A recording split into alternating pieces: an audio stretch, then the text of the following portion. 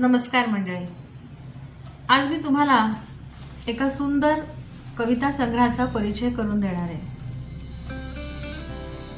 शब्दांशी जुळले नाते हा डॉक्टर मृदुला कुलकर्णी यांनी लिहिलेला कविता संग्रह मागील वर्षी प्रकाशित झालेला आहे.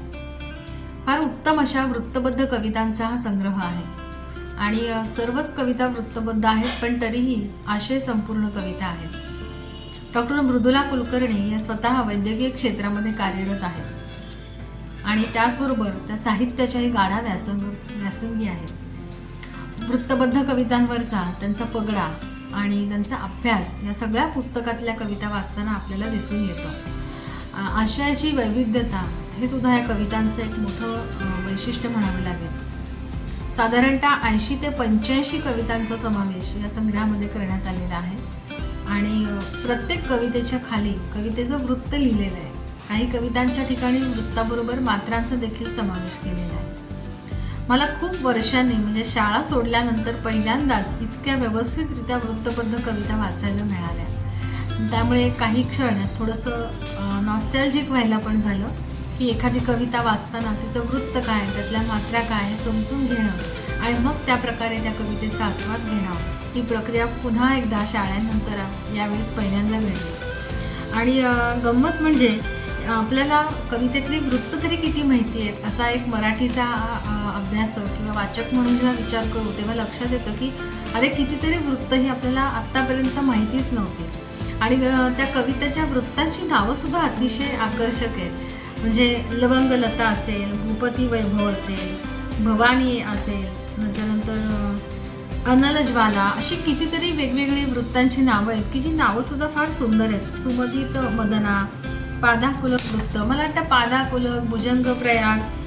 अशी काही वृत्त आपल्याला शाळेमध्ये शिकायला होती. पण त्या पलीकडे सुद्धा बरीच वेगवेगळी वृत्त आहेत. विधाता वृत्त आहे, नंतर समुदित मदना आहे, सुमंदार माला वृत्त आहे. म्हणजे इतकी सुंदर सुंदर वृत्तांची नावं सुद्धा इतकी छान असू शकतात हे या निमित्ताने मला कळलं. म्हणजे तो वृत्तांची नावं हा पण आणि वृत्तांचा स्वतःचा एक अभ्यास हा सुद्धा एक वेगळाच विषय आहे. तर असं हे फार एक छोटंसं पण मस्त पुस्तक आहे.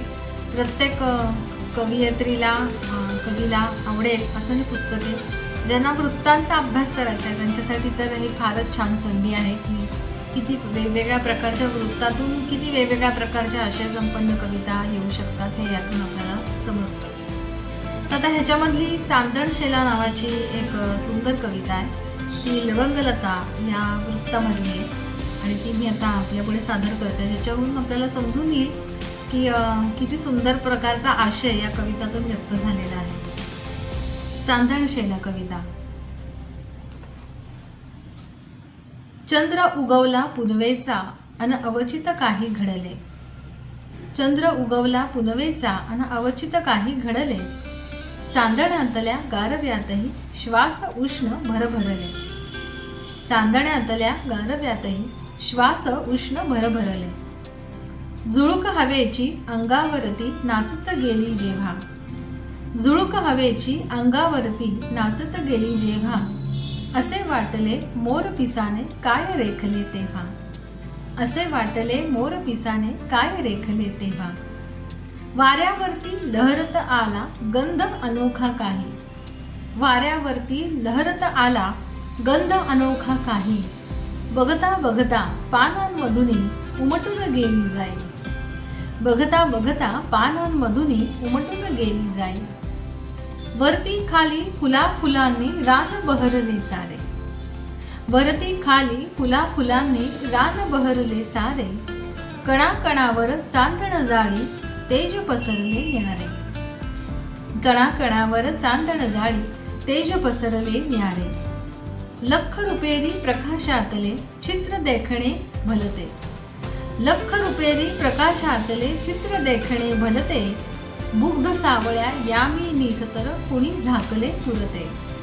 मुग्ध सावळ्या यामी निसतर कुणी झाकले पुरते. ढगा आडुनी रथ प्रणयाचा चंद्र सख्याने नेला. ढगा आडुनी रथ प्रणयाचा चंद्र सख्याने नेला. अंगावरती उठली नक्षी उरला चांदणशेला.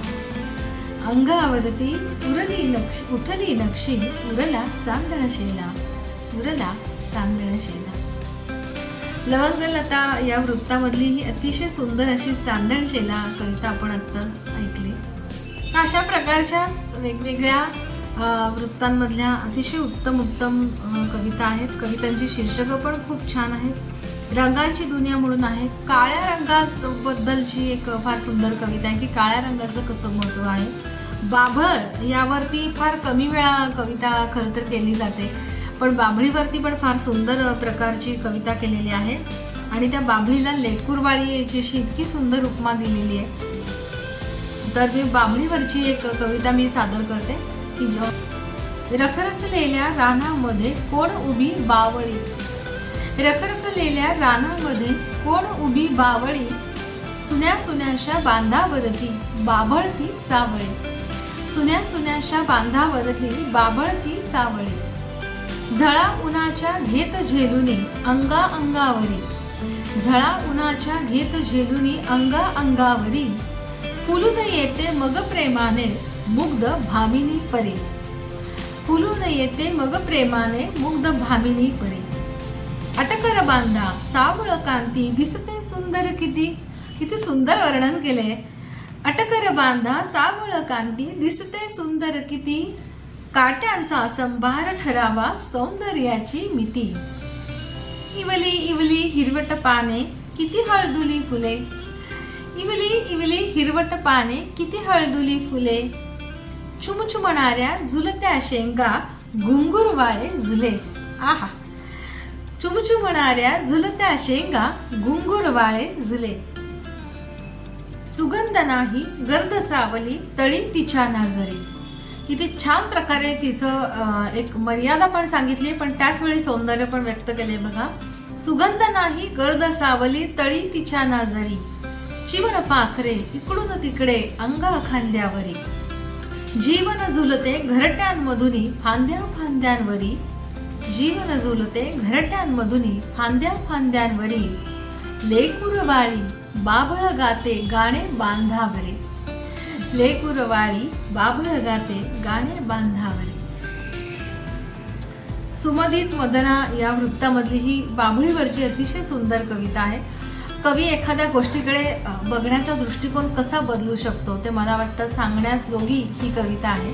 तर अशाच खूप वेगवेगळ्या आणि उत्तम कवितांचा या संग्रहामध्ये समावेश आहे. अशी सर्वांना विनंती आहे की ज्यांना ज्यांना कवितेची आवड आहे, ज्यांना ज्यांना वृत्तबद्ध कविता कशा असतात हे जाणून घेण्याची इच्छा आहे, तर प्रत्येकाने हा कविता संग्रह जरूर वाचावा.